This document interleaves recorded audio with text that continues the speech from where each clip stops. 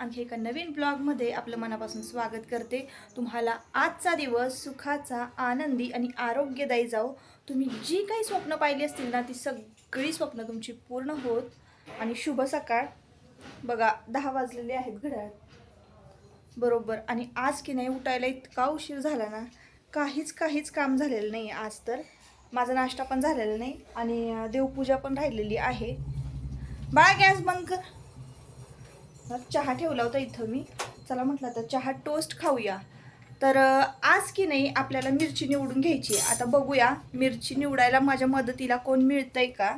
आणि मिरची तुम्हाला माहिती आहे की आपण कांदा लसूण मसाला सेल करतो, तर त्यासाठी का नाही बघा इथे मी मिरची घेऊन आले। तर एवढी सगळी म्हणजे 10 किलोची ही मिरची आहे। 10 किलोपेक्षा मला वाटतं जास्त। आणि त्यामध्ये गरम मसाले खडे मसाले मिक्स केले जातात। जवळजवळ 10-12 हजाराकडं बजेट गेलं होतं मिरचीचं आपलं। आणि इथं बघा मी एवढा कांदा लसूण मसाला का नाही तयार करून ठेवलेला आहे। पण झालं असं की हे बघा एवढा कांदा लसूण मसाला दाखवू तुम्हाला। एवढा म्हणजे हा टप गच्च भरलाय। जवळजवळ हा पण आहे ना 12 किलोपेक्षा पण जास्त असेल मला असं वाटतंय।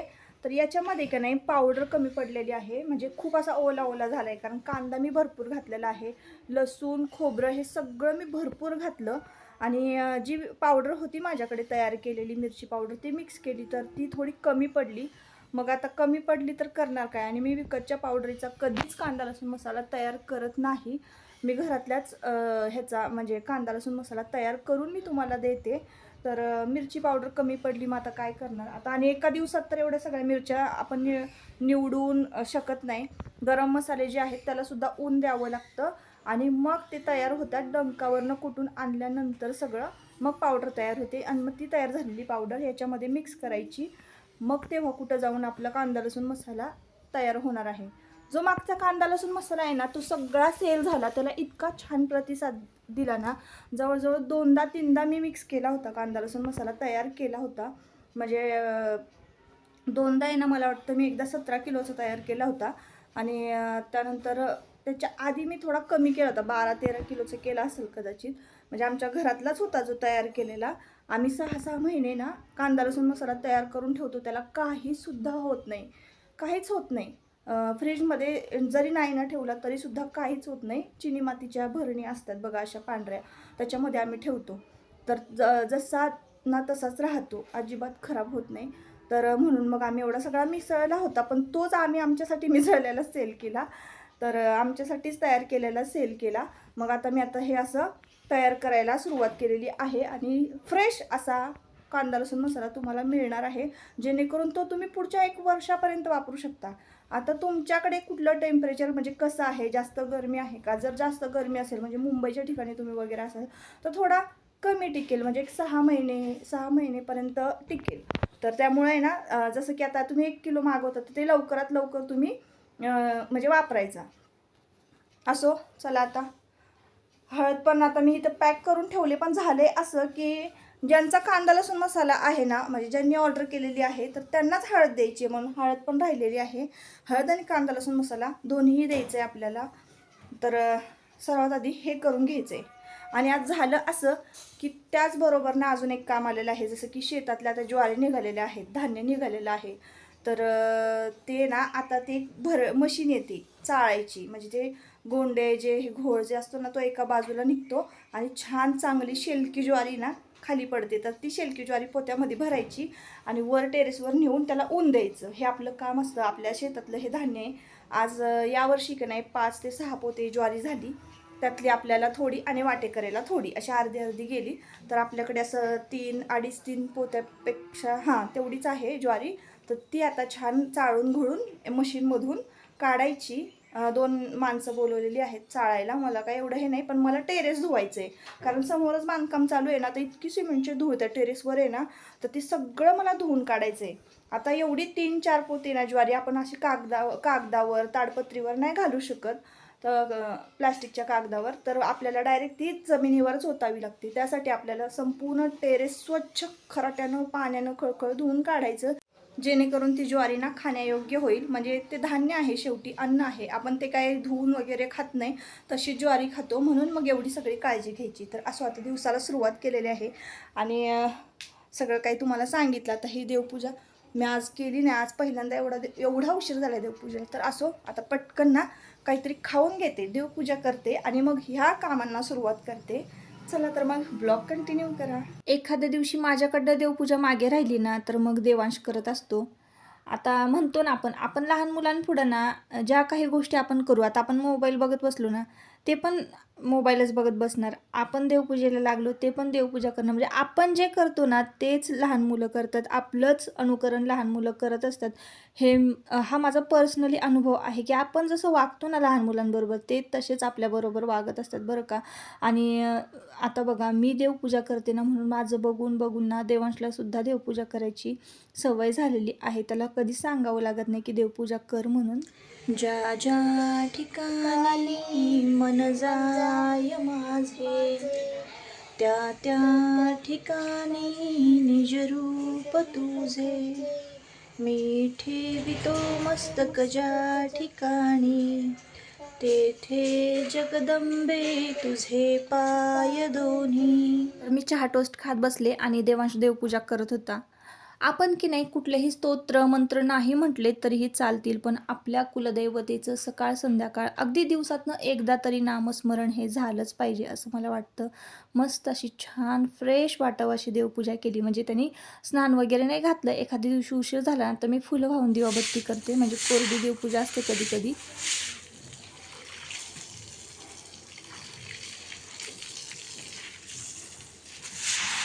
तर चहा टोस्टच नाश्ता केला आणि चला मग म्हटलं स्वयंपाक नंतर करूया. आधी ना मोटर चालू केली, पाईप लावली आणि खालून म्हणजे दुसऱ्या मजल्यावर तिसऱ्या मजल्यावर ही पाईप मी घेतलेली आहे.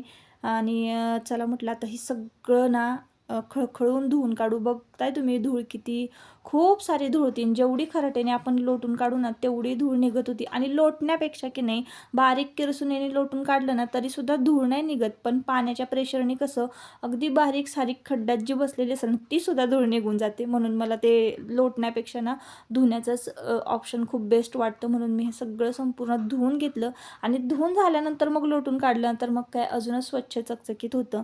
आता एवढं सगळं टेरेस ना मी ब्रशनी नाही एकटी घासू शकत नाही, तर माझ्या तर मनात होतं की ब्रशनी घासून काढावं.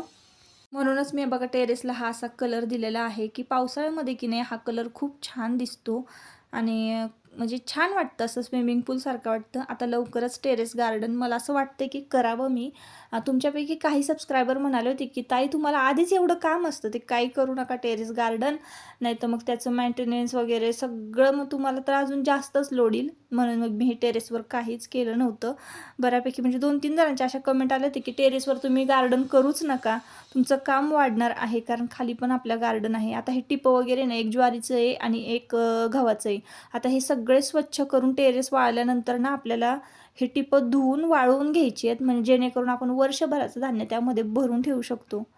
अरे बापरे! एवढं ऊन होतं का नाही, 10 नंतरचं ऊन होतं तरी पण इतकं ऊन लागत होतं ना, तर मग म्हटलं चला आता खाली आल्यानंतर मस्तपैकी काहीतरी थंड करूया. आता लिंब तर इतकी महाग झालीत ना, आणि लिंब तर नव्हतीच घरामध्ये. लिंबू सरबत प्यायचं म्हटलं तर लिंबू सरबत पिलं की फ्रेश वाटतं. पण आता द्राक्ष होती घरामध्ये, तर म्हटलं चला आता द्राक्षाचा ज्यूसच करूया आणि त्याची रेसिपी पण तुमच्याबरोबर शेअर करूया. तुम्हीसुद्धा उन्हाळ्यामध्ये असा द्राक्षाचा ज्यूस एकदा तरी ट्राय करा. तर इथं बघा माझं काय चाललं होतं. खरं सांगू का, मी फ्रूट कधी खात नाही बरं का, पण हा घड एवढा मोठा होता ना आणि जरासुद्धा त्याचे द्राक्ष गळून पडत नव्हती. इतका भारी हा घड होता. म्हणून म्हटलं चला खाऊन तरी बघूयात कसे लागतात. आणि मला ते तोडून खाण्यापेक्षा मज्जा वाटली असं ते वरून खाण्यात, तोंड लावून खाण्यामध्ये. असं कधीतरी आपल्यातलं लहान मूल बाहेर पडतं, हे की नाही. तर चला मस्तपैकी द्राक्ष धुवून घेतलेली आहेत आणि आता ना हे सगळे तोडून घ्यायचे. तेवढ्यातच ना देवांश येतो माझ्याकडे. त्यांनी लांबनं बघितलेलं होतं मी कशी द्राक्ष खाते ते, आणि चला म्हटलं त्याला म्हटलं बघ हे अशीच खा जा. तर बघा ते कुठल्या तरी पिक्चरमध्ये आहे बघा, हम साथ साथ, हे त्या पिक्चरमध्ये बघा अशीच ती एक हिरोईन बघा द्राक्ष खाते, तेच आठवलं मला आणि म्हटलं खाऊन तरी बघावेत काय फील होतं. असं आहे. तर असं मस्तपैकी छान द्राक्ष धुवून घेतलेली आहेत आणि मस्तपैकी साखर टाकायची. आता यामध्ये ना तुम्ही थोडंसं लिंबू पिळलं तरीही चालेल, पण मी नाही पिळलं कारण द्राक्ष थोडीशी आंबट असतात आधीचं, म्हणून मी फक्त साखर टाकून घेतलेली आहे यामध्ये. आणि मस्तपैकी मिक्सरला छान बारीक वाटून घ्यायचं आहे, पाणी न टाकता बरं का. आणि मग त्यानंतर आपल्याला यामध्ये थोडंसं पाणी टाकायचं आहे. आता ना ती द्राक्षाची जी साल आहे ना तीच मी छान व्यवस्थित गाळून घेतले आणि थोडेफार जे द्राक्ष राहिले होते, म्हणजे अगदीच थोडे राहिले होते, तर ते थोडी चमच्याने असं चेंगरून घेतले आणि त्याचा पण पल्प ना बाहेर काढलेला आहे. हे बघा, अशा पद्धतीनं थोडंसं पाणी टाकलं आणि ज्यूस तयार करून घेतला. आता यामध्ये ज्याला आवडेल तो मीठ आणि चाट मसाला टाकेल, ज्याला नाही आवडेल तो तसाच पिल, असं आहे. अशा पद्धतीनं एकदम साध्या सिंपल पद्धतीनं मी मस्तपैकी द्राक्षाचा ज्यूस केला होता आज.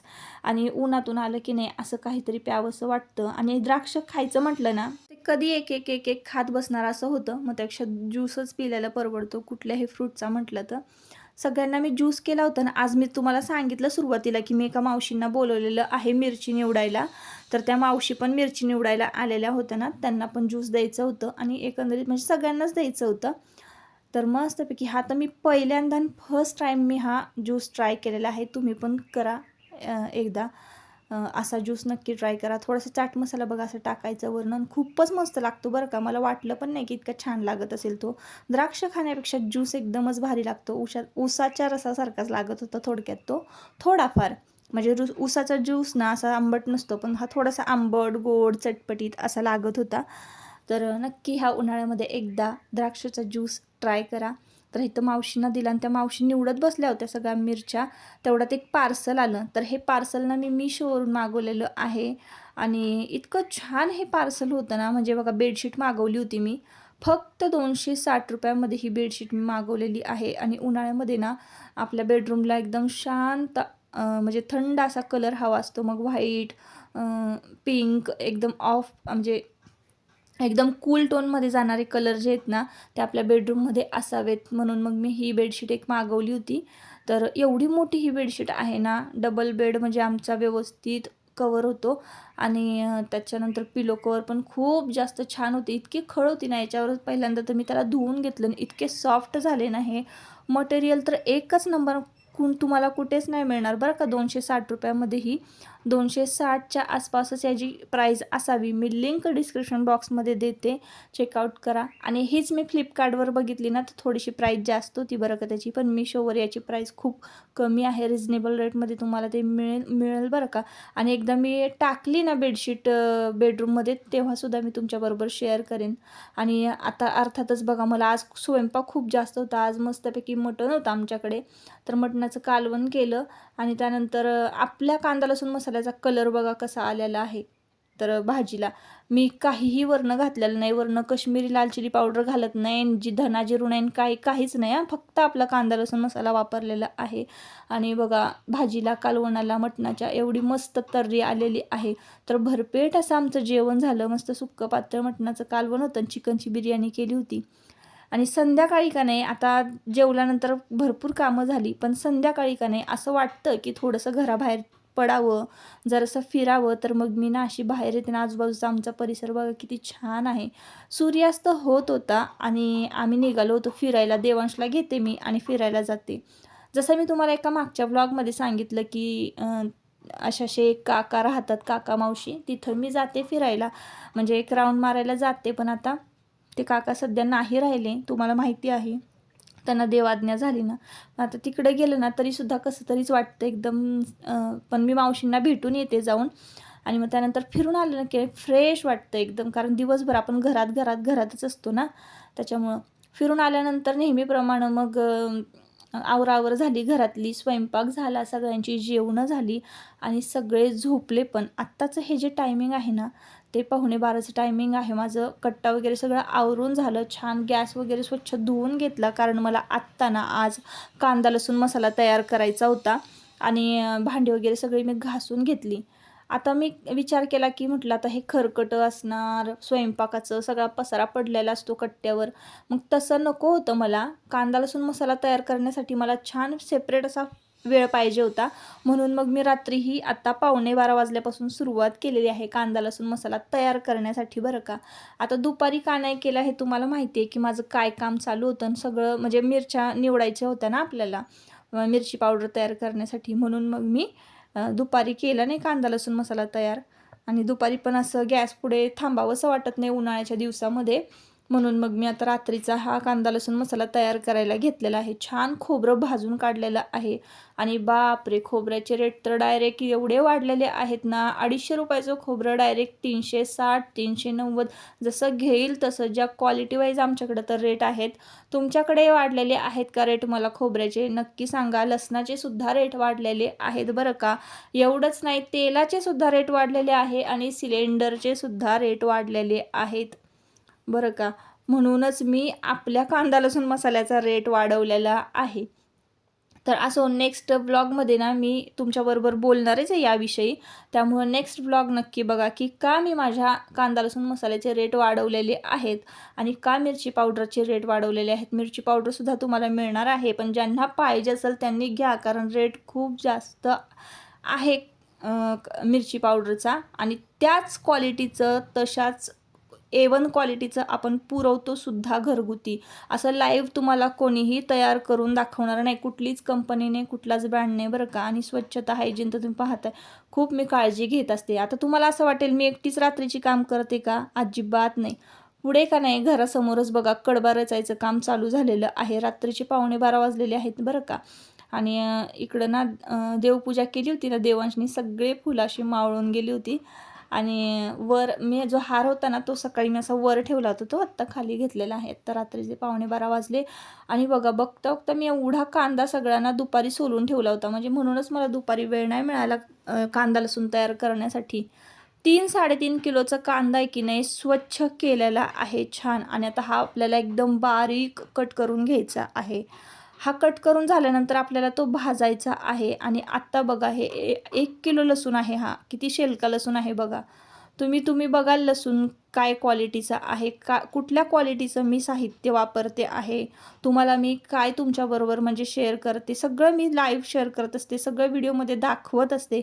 असं पण नाही की कसलं पण किडकं माडकं घातलं नसं, तसं मी अजिबात शेवटपर्यंत कधीच नाही करणार. भले तुम्ही माझ्याकडनं मसाला घ्या नका घेऊ काहीच नाही, पण मला कसं वाटतं की माझे जे रेट आहेत म्हणजे जे मी काम करते तर ते मला असं वाटतं की आपल्या कामाचं ना आपण मोल ठरवायला पाहिजे की आपल्याला त्यामधून किती बेनिफिट मिळते, आपण किती कष्ट करतोय. आणि खरं सांगू का, मी तर मार्जिन खूप कमी ठेवते, पण तुमच्यापर्यंत हा मसाला पोहोचावा ह्याचं ब्रँडिंग वगैरे जे काय आहे सगळं मी लवकरात लवकर करणार आहे. पण कसं म्हणतो ना आपण, ठरवलेल्या गोष्टी पूर्ण होण्यासाठी सगळं हे करण्यासाठी थोडा वेळ लागतो. ही सुरुवात आहे अजून. आणि ही सुरुवात ना तुम्ही जे कोणी आता बघत असाल ना हा व्हिडिओ, तुम्ही माझे सोबती आहात की मी कशी सुरुवात केलेली आहे अगदी शून्यातून जेव्हा माणूस काहीतरी हे करत असतो, निर्माण करत असतो आपल्या अस्तित्वानं, तर तुम्ही माझ्याबरोबर आहात, तुम्ही माझा प्रवास बघत आहात. आणि जेव्हा मी पण म्हणजे कधी पुढे जाईन, जे काही माझ्याबरोबर चांगलं घडणार आहे, तर तुम्ही माझ्याबरोबर माझे साक्षीदार असणार आहात माझ्या प्रवासाचे बरं का. म्हणूनच मी सांगते बघा, आता रात्री कडबारवाले पण सगळे झोपून गेले होते लवकर, पण मला आहे ना झोपायला जवळजवळ 2:30 ते 2:45 वाजले होते. कारण कांदा भाजायला इतका वेळ लागतो ना ताईंनो, कांदा काय लगेच भाजून नाही होत. आणि कांदा असा भाजावा लागतो ना की आपल्याला ते कांदा लसूण मसाला, ते लाल तिखट ना आपल्याला वर्षभर आपलं टिकून राहिलं पाहिजे, अशा क्वालिटीचं आपल्याला तयार करायचं असतं.